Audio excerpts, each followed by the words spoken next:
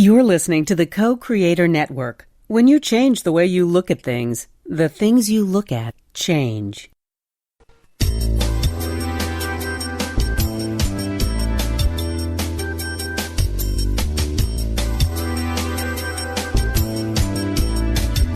Good afternoon. Welcome to Why Shamanism Now, a practical path to authenticity, with your host, Christina Pratt, Director of the Last Mask Center for Shamanic Healing. She's talking about how shamanic skills can bring us to physical, emotional, mental, and spiritual well-being, especially when nothing else can.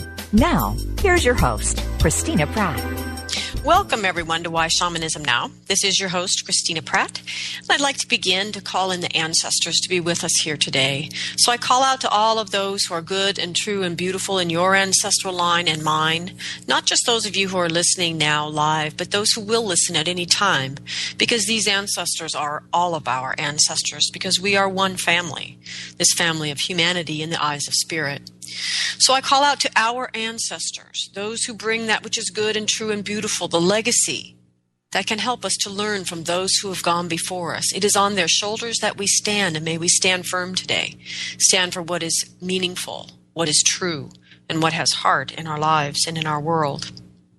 So I call out to these ancestors to gather round us here today to hold us well, that these proceedings might evolve in a way that allows each one of us to be better able, better guided, better supported in doing what we've come here to do, we the living, we who are here with the free will, making things happen, making things evolve and grow and change in the world. So with that understanding and that responsibility, let us reach down through our body into the earth and call out to the most ancient and very essential ancestor, the earth. She who gives us home, she who has dreamt the great beauty of life here on this planet in its enormous diversity. We call out to the earth the being. We call out to her and ask her to be with us here today, to give us a firm place to stand, a place to call home, a place to feel that we belong, a place to look out with our senses and feel enormous beauty. And for some, enormous destruction at this time, and let us know that destruction is what comes before the rebirth of things, and let us all work together, that that which is born anew is not simply an old version of that which went before, but that we co-create together something that is new and vital and exciting and is crafted from the energies that are present here today. So we call out to the earth to rise up within us and remind us that all things are connected, that we are connected to everything in a great oneness, and that oneness is a great responsibility, even as it is a great hope and a great support. So we call out to the earth to be within us here today, to move through us, to move into our hearts and our minds, and to reach all the way up through us, up into the sky, through the atmosphere and out into the cosmos, to the very highest power of the universe, and by whatever name you call that power, please call it down into yourself, into your day, and into these proceedings.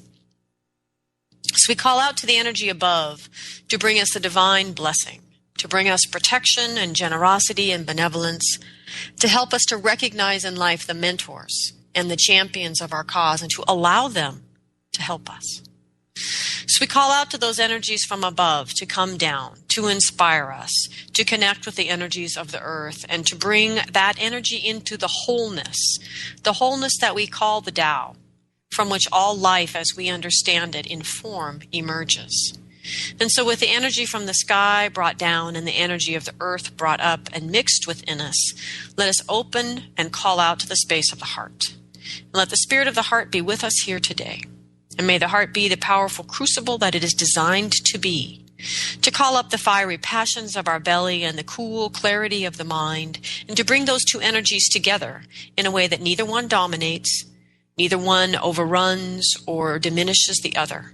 But we ask these energies to dance together, that what might be birthed from that dance is your knowing of your soul's true purpose. And there in the heart may you find the courage to bring that purpose into manifestation today in your life. So with the spirits gathered round, we give thanks for their help and their support. I thank you for calling them into yourself and your own life. And we ask that as these proceedings go forward, may they go forward in a way that is good for all living things, that what needs to be said is said, and what needs to be heard is heard.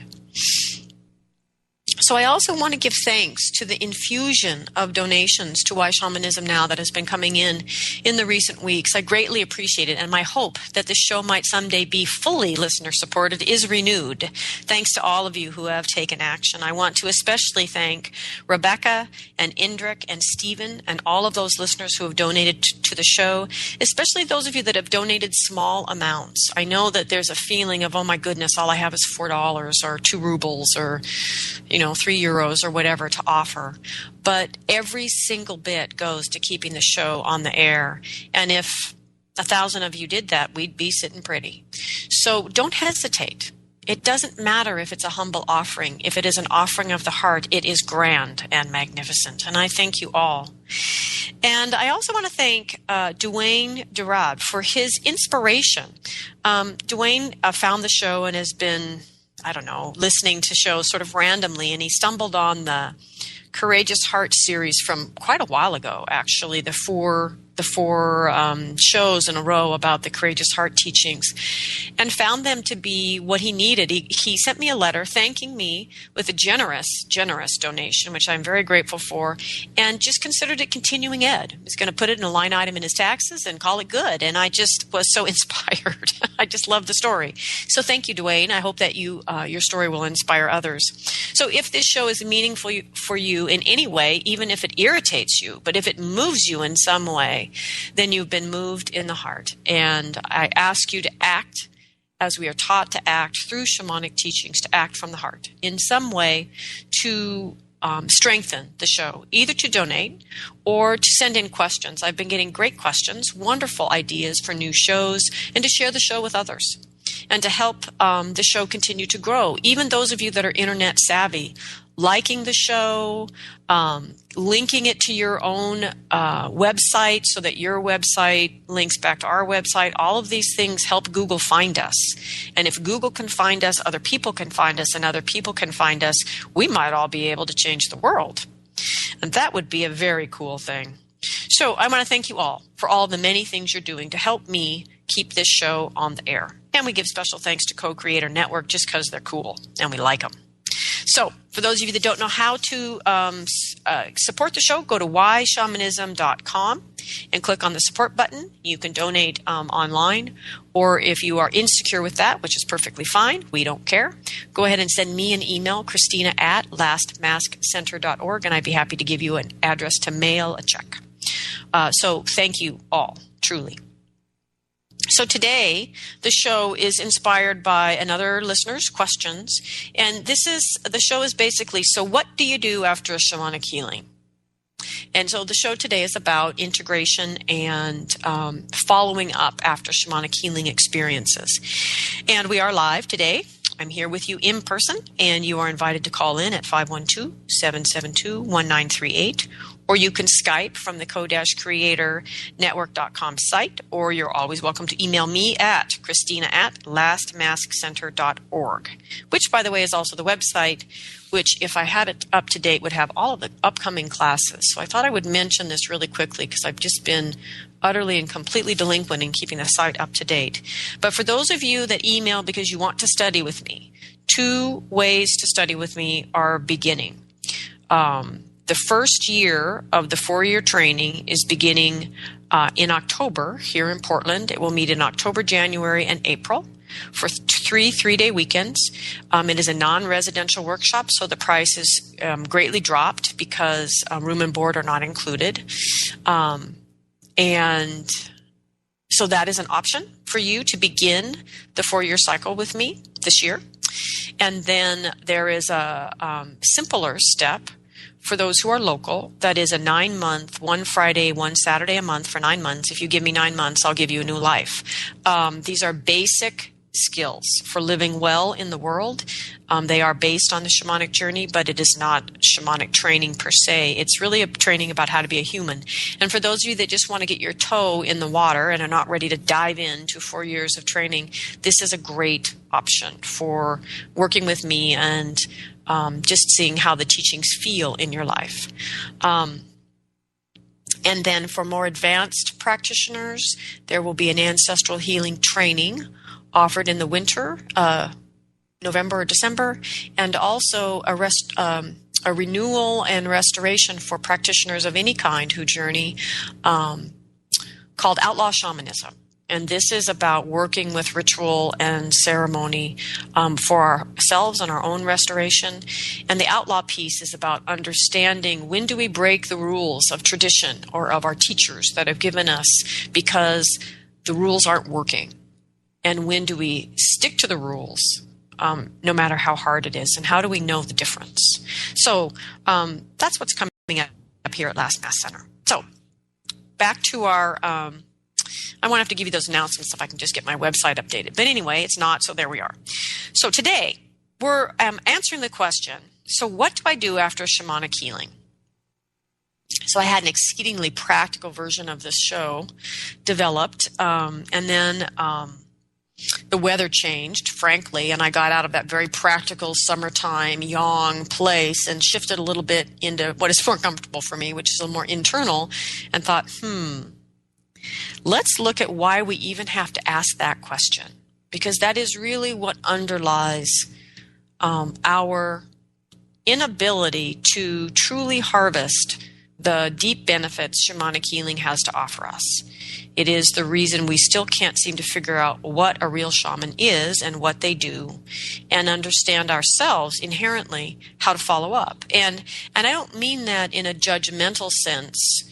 Oh, you silly person, you don't know how to follow up. I mean more, what is it about our culture here in the U.S. and many of the Western thinking worlds that makes it so that we don't get it?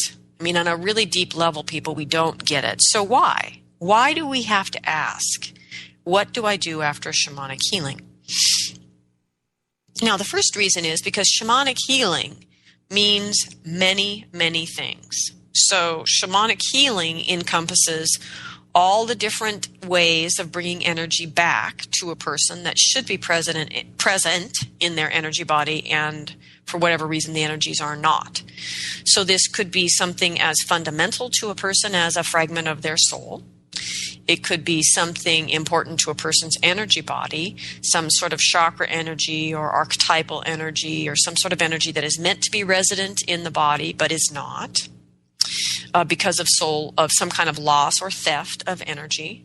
It could also be power loss. From a shamanic perspective, we are meant to be doing our life in tandem with spirit help. And when we are stripped of that spirit help for whatever reason, we often suffer. Life is just simply harder than it needs to be. And that is considered a shamanic illness. Let's see, we're still with energy in. Oh, and then the other form of energy that is brought back to us is often some kind of gift or blessing from the spirit world, and then finally information. And I mean information that goes beyond just the diagnosis of the problem, but is more into information you may need. Like often I will get a diagnosis of the person's problem, and half the remedy is information they need about how to go get healing somewhere else, because it's not a shamanic problem. So that's what I mean by information. Now, within that, I haven't gotten to the energy out yet, but within shamanic healing, that also encompasses information you might receive about some sort of ritual or ceremony that you need to perform to achieve whatever it is that you're wanting to achieve in terms of your health and your well-being and living your purpose in the world. So, we've already covered huge territory in just that first piece. And then, of course, another aspect of shamanic healing is the energies get removed. So it could be something as simple as cleansing, and what could be cleansed could be simply your own bad ideas. I mean, people curse themselves all the time, every day in America, by just being attached to these thought processes that are disempowering, and believing and holding these ideas about themselves as beliefs. And so there's cleansings, there's extractions where an energy is more localized. It could be in the form of an illness or a tumor or something like that, but it doesn't have to be. Energies get extracted, and then big energies get extracted, and when they're that big and complex, we start to call them depossessions. But the point is, this is all energy out, and how you follow up with the different energies being removed is different depending on what level of energy is being removed. And then in a shamanic healing session, at least with me, there's always, and others, but in particular with me, there's always shamanic healing, and there's a very ancestral healing, and there's a very specific way to follow up with ancestral healing. So part of the problem with the question, so how do I follow up after shamanic healing, is my first question with someone would be, well, what happened? What got done? How did the energy get moved around? Because what makes a shamanic healing different from some sort of kind of energy channeling sort of experience, which is a perfectly lovely thing to go get as long as the person is accurate, right? So what's the difference? The difference with a shamanic healing is not only is there a channeling of information or a divination of some kind, right? And an explanation of what needs to be done. So the energy is identified, to simplify it, is that energy needs to be moved, usually one way or another, in, out, somewhere, or transformed through ritual or perhaps ceremony. So my point is that we need to understand, as the receiver of shamanic healing, we need to understand what just happened if we want to be able to take responsibility to follow up. So then that goes back to the responsibility in the practitioner to make sure that they've communicated what happened in your session to the degree that you can actually understand where the energy moved to, so that you can begin to use some common sense about how to follow up. So why don't we understand any of these things? Well, they all have to do with the health of the soul and how various energies impact the relationship between the soul and your physical expression of the soul. In other words, you and your day is a physical expression of your soul. Now, some people don't really allow it to come through very deeply, but nonetheless, the point is, the reason we don't really understand this very well is we do not think of ourselves in our day from the soul first perspective. It's not culturally a norm in America. So that's our first challenge, first reason we don't really understand what to do after shamanic healing, and why we don't even understand shamanic healing, because we don't really even understand the idea that you are soul first. And then the soul is then expressed through your energy body and your physical body. And those two things communicate. And we don't see things that way, so we don't really understand. So each different type of shamanic healing needs to be integrated differently because the energy is moving differently. So, for example, if you are given a divination, which is part diagnosis usually, but you may be given information you need to follow up on. In other words, you've been given instructions. And I cannot tell you how often people are given very clear instructions through the divination part of a session of what to do, and they still ask me, but what do I do? Well, you do what Spirit just told you to do. And if you don't know how to do that, then you certainly can ask, well, how do I do that? But it is amazing to me how much money Americans spend going to psychics and channels and diviners, and then they do nothing with the information they're given. It's actually the single reason I stopped doing energy readings, because it was just a source of more information in people's lives. And it wasn't a prescription. People in America don't take it as a prescription. Now, in countries I've traveled to work with indigenous shamans, the indigenous people treat it as a prescription, just like a note from their doctor. And they do what they've been told to do. And that's the first thing you need to understand about shamanic healing, is you're being given a prescription directly from Spirit. You need to get off your butt and do it, whatever that takes. And if you need support doing that, you need to ask for support to do that. But that's a really important piece of shamanic healings that goes undone on a regular basis. So now if you're in the energy side of shamanic healing, so in other words, you've received a helping spirit or a power animal of some kind, which is also helping spirit. You've received some energy has been retrieved for you, or a soul part parts have been retrieved for you. So any kind of energy that's been brought back to you in Christina's school of thought needs to be integrated. Now, this is one of the areas in which I am not everybody's favorite person. However, In my 20 years of experience, which is a lot of soul retrievals, I have seen a vast difference in the quantity and quality of the change people experience from their soul retrievals when they actively integrate their soul parts. There is, for many people, initially after a soul retrieval, in the first couple weeks, changes that sort of take care of themselves. Granted, I understand that. Yes, that is true. And that is about 20% of the change you can get out of a soul retrieval healing. But you have to actually integrate the soul parts to get that other 80%. That's my experience. Now, not everybody agrees with me, and that's fine. And we'll talk about why in a minute. But the other thing about shamans is shamans are bringing their gifts to the world through being shamans. And so what is unique about a person is emerging then through their shamanic practice. And so the gifts and the strengths and the qualities they bring into this life should be, in an ideal world, expressed through their shamanic practice.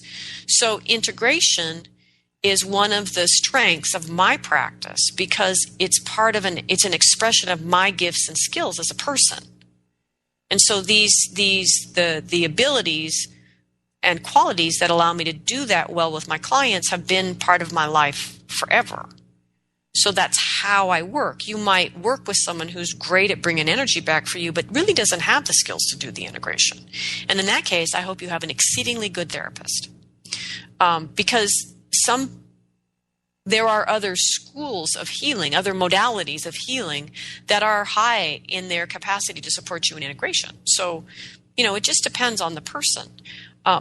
But one of the reasons that integration is an important part of my shamanic practice is because it's an important part of my own healing, but it's also something I have a knack for. So there you go. And like I said, this is not a topic in shamanism that makes me the favorite person at the shaman party, believe me, because there's a whole lot of people that don't want this to be true because it's a piece they don't do and they don't know how to do. So there. All right, so we're talking about what do you do after shamanic healing? All right, so if that was energy brought back, needs to be integrated. The beauty in that is from a shamanic perspective, any energy that got brought back to you can communicate with you.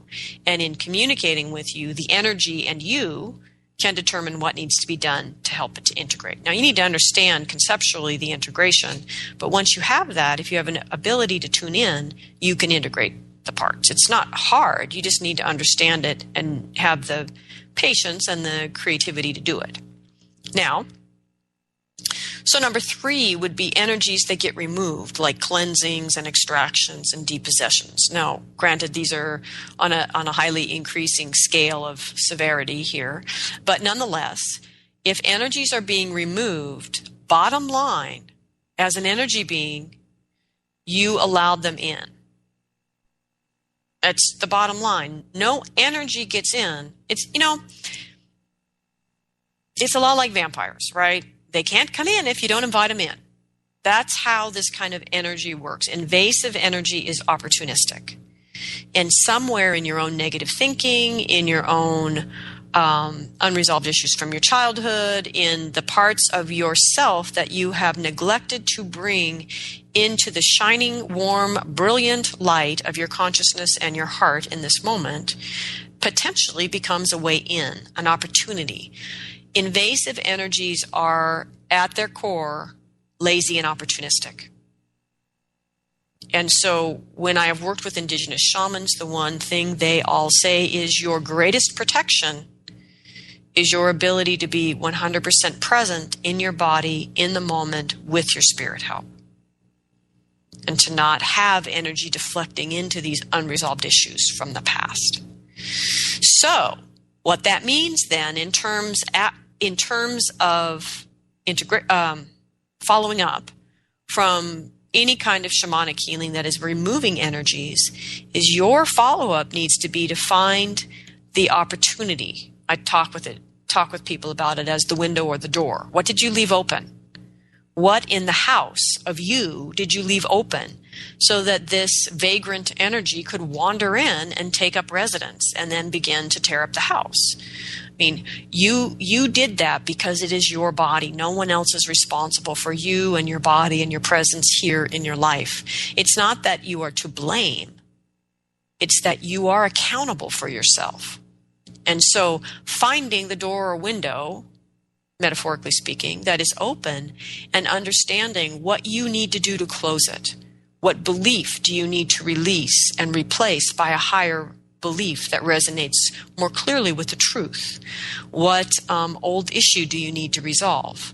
From my perspective in soul retrieval, any major intrusion, the root of the problem is soul loss. That the door that got left open was left open by the soul part as it exited whenever it did, and that these things are intimately intertwined. But the point is, you need to go back and close the doors and windows. There is an aspect of the physical body most people don't understand, including our allopathic medical system. But there are many forms of alternative care that are very aware of this and working on how you do it. And the thing is this. When you injure something in your body has a lot of natural mechanisms that will shut impulses down to that body. So like if you break a leg, the nerves will start shutting down to that area so you don't continue to use it and further harm it. And it's a self-protective mechanism. As you heal, all those switches that got flipped off, they do not all necessarily get switched back on. And this is true in your physical body. It is similarly true in your emotional body. It is similarly true in your mental body, and it's true in your spirit body. Things get turned off in protection, and they do not organically get turned back on again just because you've had a healing revelation. And so it's important to follow things to their logical conclusion, find out why, and do what is necessary from a healing perspective to close the doors and windows. And finally, I would add ancestral healing, because I do a lot of ancestral healing. And in a good ancestral healing, what is left for you to do is to find that ancestral pattern in your own life, in the many manifestations which will be present in your life. There's no way around it. And do the transformational work you need to do to release that pattern of behavior, thought, feeling, whatever it is, and begin to live from a pattern that once again resonates with where your heart and your mind are at this time. And then the final piece of how do you follow up from a shamanic healing session would be when you receive some kind of energy body healing. And usually if you receive something from spirit about how to reconstruct or repair or restore your energy body, there is very likely something you need to do to maintain that. Now, the easiest version, for example, if you're off in the Amazon doing ayahuasca and the shaman does blah, blah, blah to you and simply says, these are the taboos you must follow for the next 3 weeks or 2 months or whatever it is, follow the taboos. By not doing certain things, you will allow the energy body time to gel, to set in this new form that the shaman has constructed. And in that particular kind of healing, the shaman's energy stays present with you until the energy is done. And so to follow the taboos also protects the shaman, who is generously lending their energy to you so that your energy body can transform. But similarly, often when people are given some kind of instruction or repair to the energy body, there is something they need to either not do or do to allow that new structure to become the new energy habit in their life. So you got to do something repeatedly or stop doing something else repeatedly for a period of time. And you know what? I find contemporary people have the attention span of gnats. I mean, they'll do something for 2 days and then they're on to the next thing. Taking another workshop, doing another thing, and not really following through. I have been blessed, thanks to the radio show, with the opportunity to work with a woman in Israel, which is a long distance from me. And we did one soul retrieval session. And she has been brilliant and courageous and diligent in integrating the soul parts that came back to her. It is She's faced many things she didn't want to necessarily have to look at, and she's done this and worked through many issues because the soul parts have asked her to. She's tried new things. She has worked with great heart and great courage and great perseverance with the soul parts to get them integrated. And it has been restorative for me to witness this from afar, and just encourage her really along the way, because I am able to see what can truly come to an individual who is willing to follow up on their shamanic healing and not just jump on to the next thing. I mean, she's living her life. She's working. She's a mom. She's a wife. She's a woman. She's got stuff to do like everybody else.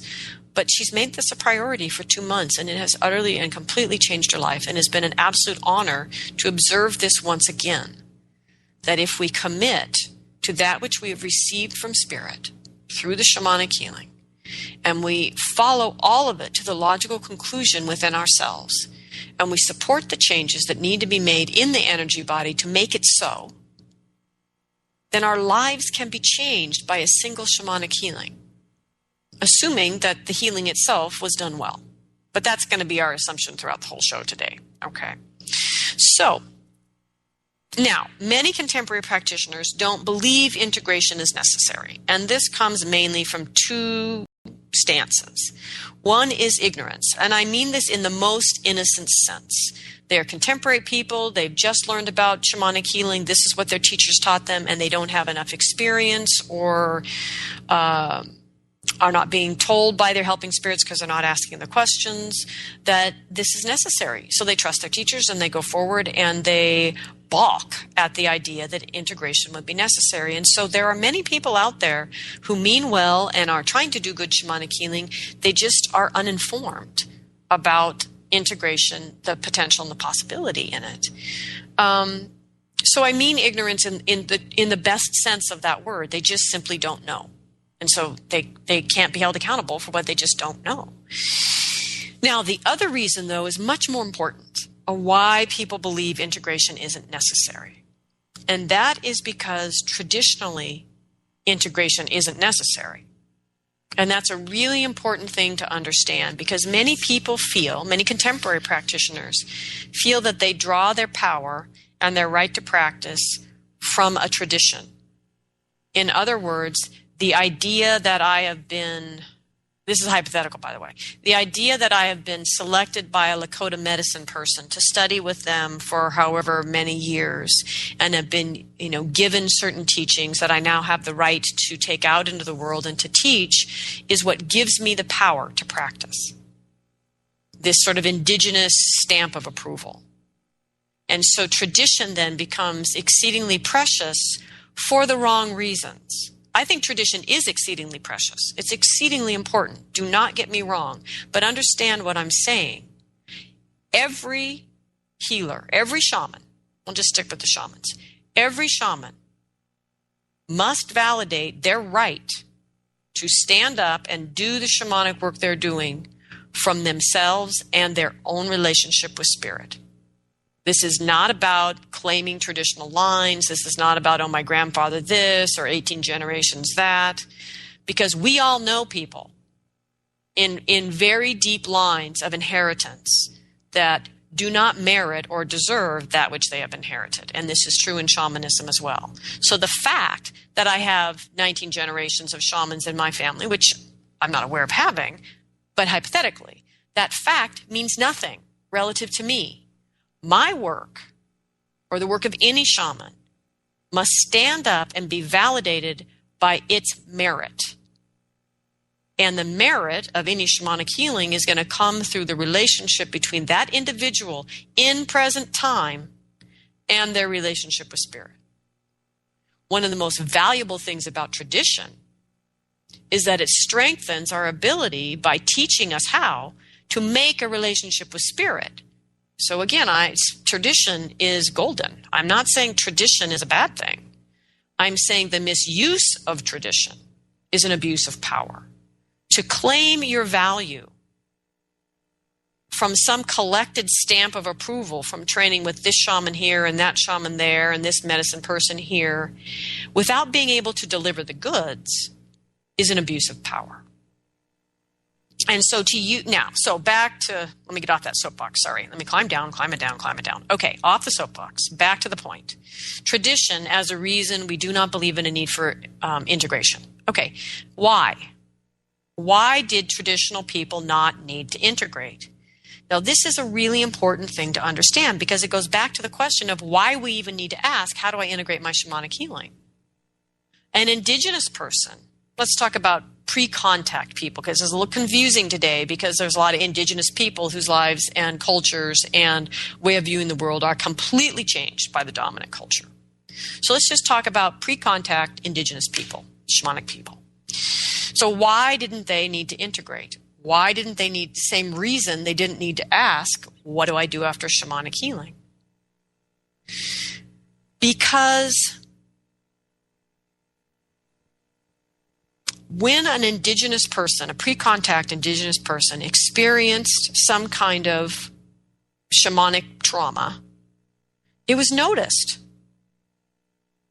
It didn't become an annoying family story at the Thanksgiving table about how you started getting D's when everybody moved to the new town and you entered 7th grade without your best friend. In a pre-contact shamanic culture, soul loss is noticed immediately. The change in someone's being is noticed, and the healing is sought out. There is an understanding in these cultures for what it means for a human to be well in the world, to be connected with the spirits of their environment, of their ancestors, of their own soul's purpose, with their own soul. And that there is an awareness, as I said earlier in the show, of being a soul in a physical life, connected to a physical world, which is also inspirited. And so there's an awareness of these two worlds. And this awareness is brought into someone's life from the time that they're a child. And so when shamanic trauma, for lack of a better word, happens, the change is noticed, whether it's a loss or an intrusion of energy, the effect is noticed, the healing is received. So now this is the most important point in terms of integration. And so the person who experienced the shamanic trauma does not have time to adapt to the new way of living, either with the loss of a part of themselves or with this intrusion of energy. Either way, it doesn't really matter what the shamanic problem is. We adapt. Contemporary people experience intrusions, sort of light possessions, soul loss, these things continually throughout life in a normal, happy American household. So imagine what's happening in the not happy American households.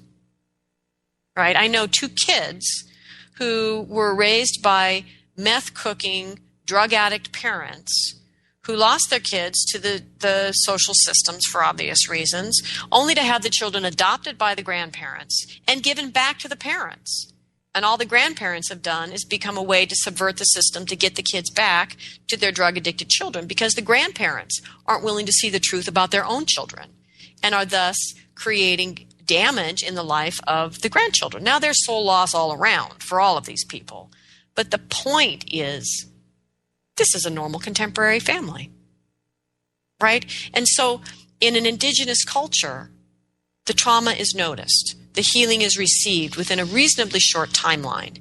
And the person doesn't have time to adapt. So these 2 kids, right, raised by the drug addict parents and the crazy grandparents, right, they have had to adapt continuously, probably every year of their entire life, to more and more soul loss, more and more intrusion of energy, because a drug environment tends to draw certain kinds of energies to it. There's lots to feed on in that environment because there's lots of wounded people in that environment. And so these kids have been subjected to shamanic nightmare basically their entire life, right? And they have adapted. Their force of their will and their spirit and their heart, they have marshaled on. They are healthy, they are well, they were adopted by a lovely family in Portland. They're great. And they are in a state of shamanic distress. And if they do not receive shamanic healing, they will continue to adapt throughout their life. Unlike the indigenous kid whose issues would have been noticed and they would have been addressed. So they would not have had to adapt. And so what's really happening in integration or follow-up or any of the things you need to do after a shamanic healing is you are unadapting to all of the many ways, physically, emotionally, psychologically, and spiritually, that you adapted to the shamanic traumatic problem in the first place. It's the reason you are still alive to come and ask for the shamanic healing now. So it's not a bad thing that you adapted. But that adaptation is not true. It's coping, but it's not your truth. And what we want to do through shamanic healing is restore the truth of who you are in your body, who you are in your heart, who you are in your mind, and most importantly, who you are in your soul. And to let you do what resonates with all four aspects of your being to be the person you've come here to be. That's the purpose of shamanic healing. That is the goal of shamanic healing, is that wholeness. Now, maintaining that wholeness in individuals is also the goal of pre-contact shamanic cultures, because small, closely knit, intimate communities function best if the community is trying to maintain that for its individuals. So, what happens in a community that isn't maintaining that for their individuals? Right? We're experiencing lots of shamanic trauma throughout your everyday normal American life, and we are adapting. And we are adapting, and we are adapting, and we are adapting. So what integration and follow-up and the changes that we need to do after shamanic healing is the way by which we unadapt and return to who we were truly meant to be, which is not really a going backwards, but a going forwards. And I always remind people, especially when they've received energies coming back, that they're the present time person and they're receiving these energies coming back. And at the other end of a good integration, there will be a third person that does not exist right now who is inhabiting their life. That the person who asks for the shamanic healing will be transformed fundamentally by that healing, and a new person will emerge. But that's, of course, the reason people come to shamanic healing, is they want that kind of change. So that's a good thing. So, okay. So I'll move along from this point. But that's why I believe that most shamanic practitioners don't understand profoundly the need for integration, is because they're being trained by traditional people who didn't have a need for integration. It's not part of traditional shamanic healing, shamanic training. But we're not traditional people. We're contemporary people. Living in most of us in Western-dominated cultures, or cultures that may not be, but are becoming ever more Western-dominated, right? So we're not traditional people. Bless the hearts of those of you who still are. And I mean it sincerely, more power to you. But we're not. I'm not. I got raised in Roseburg, Oregon in American public school, right? I'm about as contemporary as they come, right? So that's who I am. And that is who the people who come to me. And so I need to practice shamanism for these people. And these people need integration. They need guidance in how to follow up with shamanic healing, because the way we've mostly been raised, we don't even understand the shamanic healing in the first place, much less what we should do to follow up.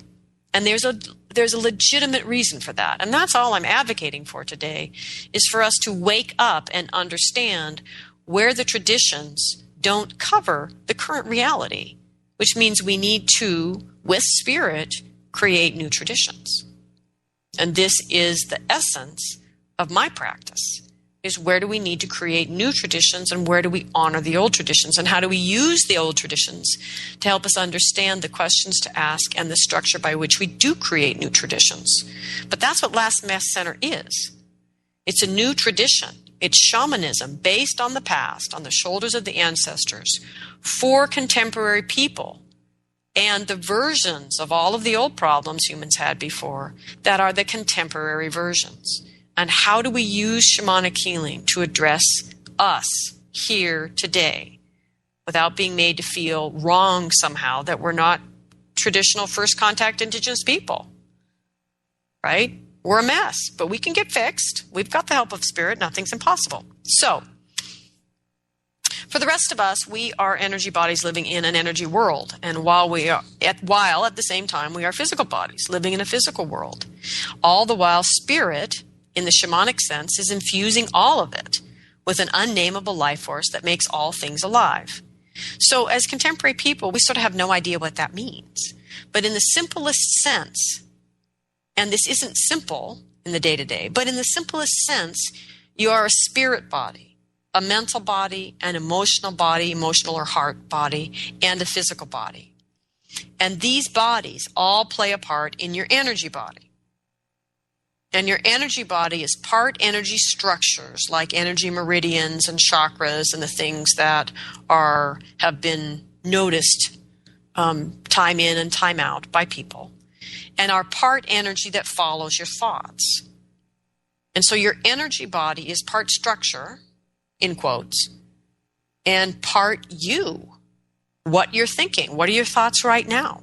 What were they this morning? What will they be tonight at the end of a long workday? Your thoughts are shaping your energy body in every moment. The part of your energy body that is moved by your thoughts. Now, this is, of course, the part of life that all of these like gajillion self-help books are talking about. And various and sundry teachers that are really powerfully teaching people at the power of their mind. Granted, true, yes, it's just not the whole story.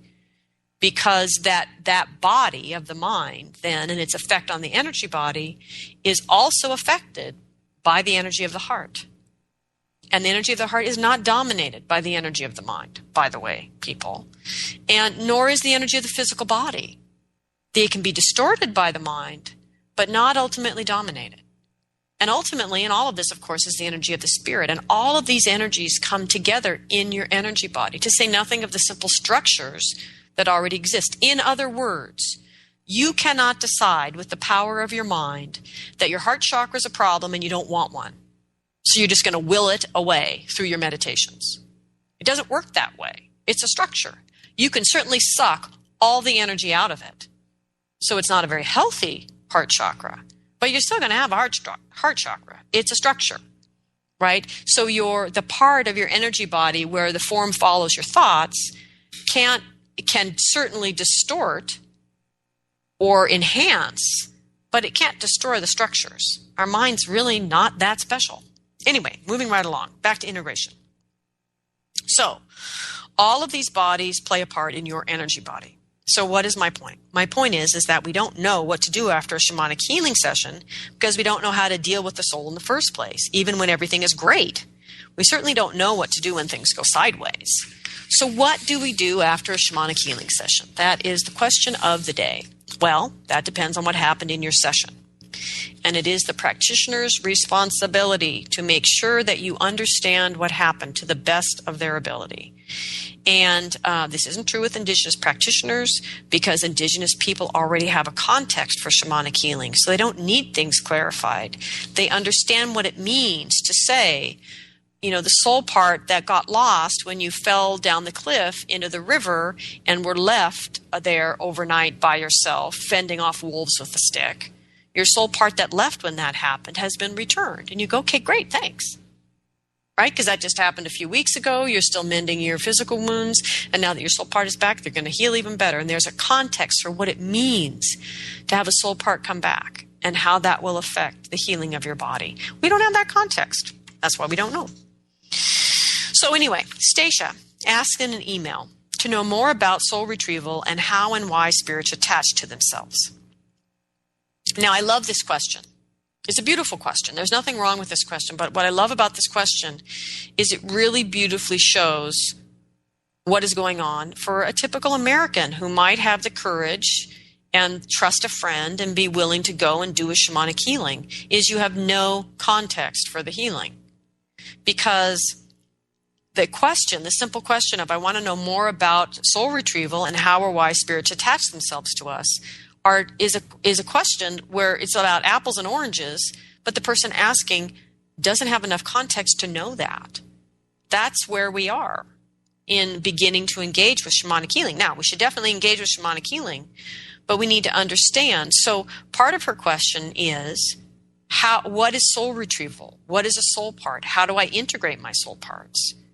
The other part of the question is about extraction and depossession How or why do other energies or other spirits attach themselves to us, and what do I do about that? Those are two entirely different questions, because one is about energy in, and how do I follow up after that? That's the soul retrieval part.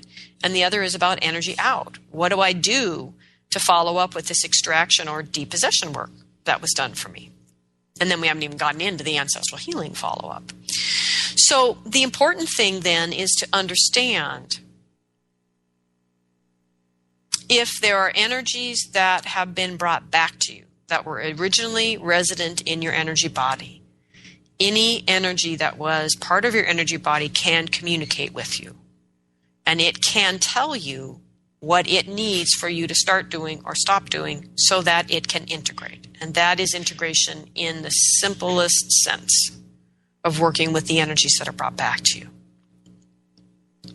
For energies that have been released through extraction or depossession, assuming the practitioner did a good job, then in a sense it's done. Yahoo! But you need to find, and this is ferret out. You need to truly discover in your deep, dark places where you tend to not go, even with a good flashlight, how those energies got in. Where is the door or the window that has been left open? And what do I do to close it? And this is a perfectly good reason someone might come back to do a follow-up session with me.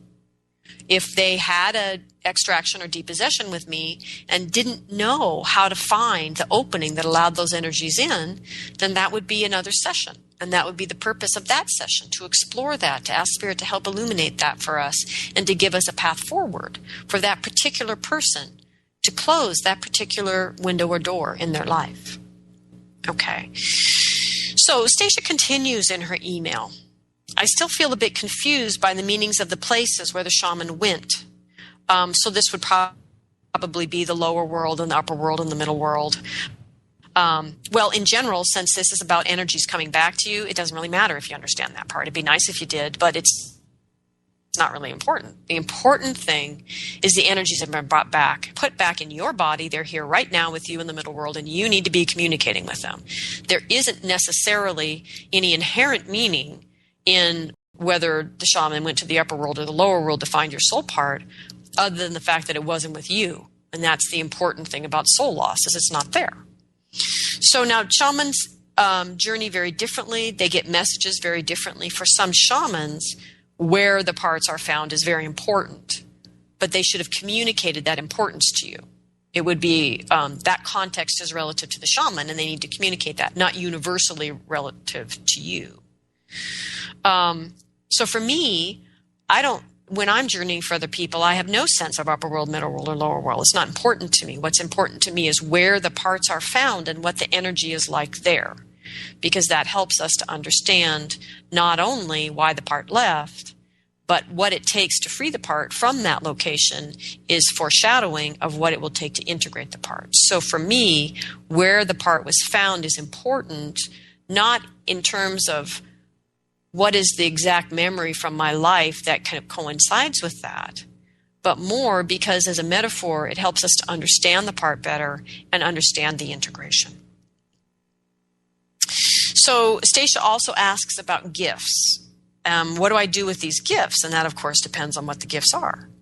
If the gifts are gifts of your own energy, then once they've been returned to you in the session, they need to be integrated and then used in the world. Sometimes the gift is an energy, is an energy from spirit. Now, then it would really depend on the gift, what you're supposed to do with it. So usually for me, if Spirit's giving a client a gift, I usually ask right then, what is the person supposed to do with it if it's not self-evident? And regardless of where the gift came from or what you need to do with it, ultimately, you need to integrate it and use it in your life. You are not given gifts because you're so special. You're given gifts because you are the person who can move the energy of that gift into the world, move it into the human family, move it into the interconnectedness with all things. These gifts are not for you alone, but they are to heal you at the very least so that you can live your soul's purpose and bring those gifts to the world. So one way or the other, if you have been given gifts from Spirit in a shamanic healing session, you need to integrate those gifts and to use them. Because the thing about not using gifts, people, and I mean this very seriously today, the thing about not using gifts is they will stop coming if you do not use them. It's like a hose. It's a flow. The more you receive those gifts and integrate them and express them out in the world, the more gifts that will come to you. If you've been blessed with an abundance of gifts that you've done nothing with, you've not integrated, you've not shared them with a soul, you've not shared them with the plants in your backyard or your plant box in your apartment in Manhattan, if you are not sharing the gifts you've been given, they will stop coming because you're clogging up the hose. So if you've been given gifts, use them. If you don't understand how to do that, truly don't understand how to do that, that is a good reason to schedule a follow-up session with your shaman to understand the true nature of this gift, how do I integrate it, and how do I use it. And finally, Stacia asks about the messages that were brought back from me. She says, I don't know what to do with them. Well, the first thing to do is find out from the practitioner, the shaman, how to interpret the messages. Are they literal or are they metaphorical? So now don't let the shaman say, well, I don't know, the messages were for you. Because the role of a shaman, anyone who is taking the stand as a shaman and receiving exchange of energy in any way for that task, their job is to their job is to interpret the messages from Spirit. That is the traditional role of the shaman. And this namby-pamby new age, oh, the message wasn't for me, it was for you, you make sense out of it, is bullshit. Sorry, 7-second delay and all. But if you are taking any kind of remuneration in any form as a shamanic practitioner, you integrate your own damn journeys. I mean, what are you, a shaman or a mouse? Not that it's a bad thing to be a mouse. I have a good mouse helping spirit. But the point is, that is your fundamental traditional role as a shaman, is to interpret the messages from Spirit. Do not weasel out. Once again, not to dump on weasels, because these are all great helping spirits. But so, back to Stacia and her messages. You need to find out from the person who gave you the message whether Spirit intended that message to be taken literally, and if so, go do it literally.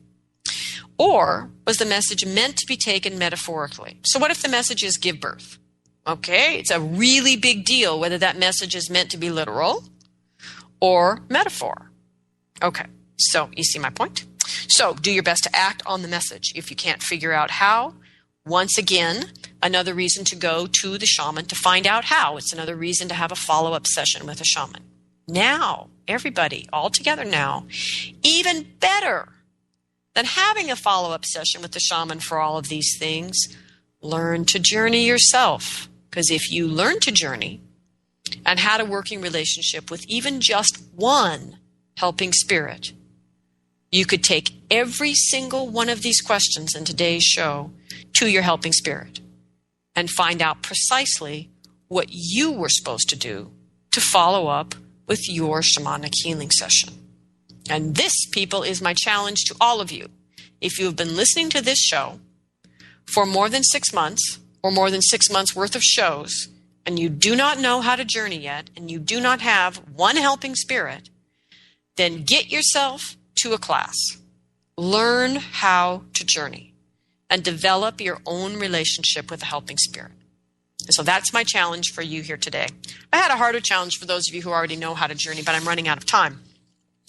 So what I want to make sure to do is thank the helping spirits in my life, because they are the only reason I have any answers to these questions. There is nothing I learned from the people who taught me, who were lovely people and taught me good things about integration. That what I know about integration, I know from working with the helping spirits, with people and the questions that they bring to me. So I want to thank the helping spirits in my life who work with me tirelessly, because I am not an easy person to work with, and I thank them. And I thank all the people who have come to me to give me the questions that I brought to the helping spirit so that I could learn things. Because without the people, I would know nothing.